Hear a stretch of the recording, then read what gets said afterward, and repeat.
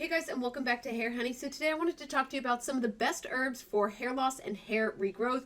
I know some of these to be true as I use them on myself and have been seeing progress with them, but I wanted to talk to you a little bit more extensively, a little bit more past the rosemary, past the lavender, although those are going to come up in our conversation today just due to the fact that they are so important for hair loss and hair regrowth.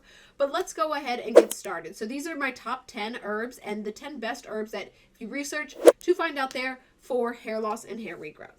So, of course, number one is going to be rosemary. And rosemary is amazing because it not only blocks DHT for those of you suffering with androgenic alopecia, that is a result of DHT building up in the follicle. Now, rosemary has highly antifungal properties as well as antibacterial properties. But not only does it block the DHT, it stops fungal issues, prevents gray hair, increases blood circulation, which is needed in order for new hair growth, and prevents dandruff. So 3 important things for hair regrowth as well as stopping hair loss is blocking DHT, making sure you have a healthy scalp environment, and increasing the blood circulation to the hair follicles because this is what is needed in order to promote new follicles as well as new hair.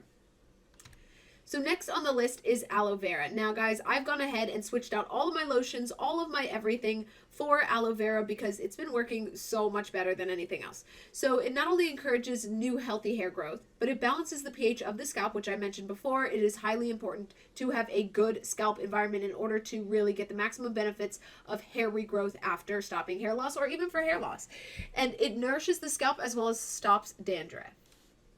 So next on the list is Gingo Biloba. I always say Gingo Biloba. I don't know why.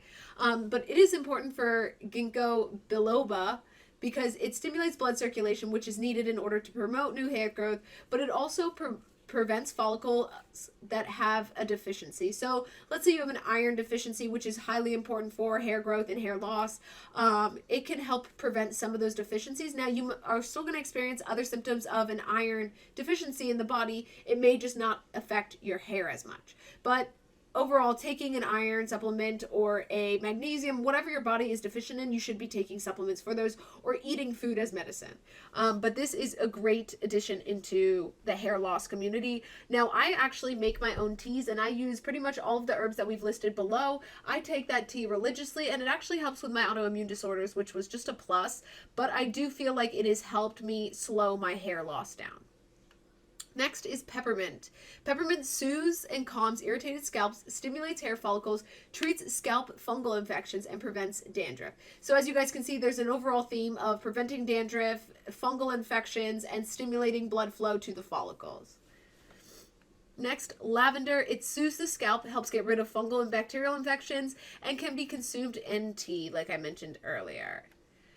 Horsetail. Now, I love horsetail, stinging nettle, and saw palmetto. Those are 3 of my favorites in addition to the rosemary that I would have to say for stopping hair loss. Unfortunately, my hair isn't affected as much by DHT as most other people with hair loss has. So blocking DHT is actually pretty simple, guys. Even though the doctors will tell you it's male pattern baldness and female pattern baldness, like that's some big BS right there. And there's actually ways of getting around that. And it is reducing the DHT on the scalp using things like rosemary, horsetail, saw palmetto, and stinging nettle. But we'll get to that. So horsetail strengthens the hair and prevents shedding and reduces DHT on the scalp.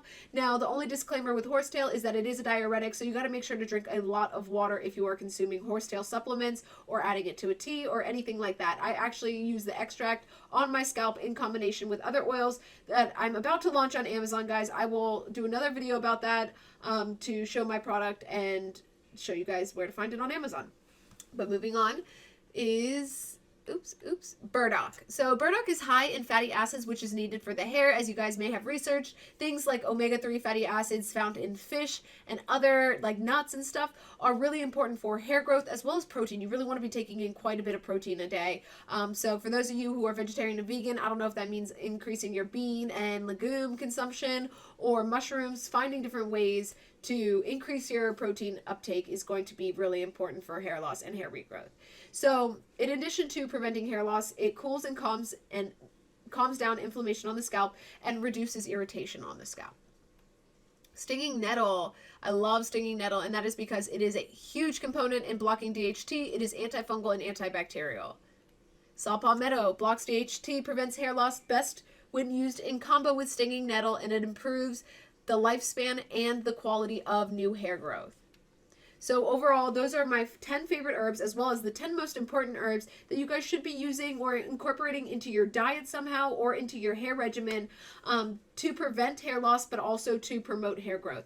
Now, you guys can get these all in oils and actually put them together in a carrier oil and then apply that directly onto the scalp. Just make sure to look up ratios and stuff. I believe I have a video showing how to make rosemary water, as well as some of my hair growth oils. For those of you interested, make sure to check it out.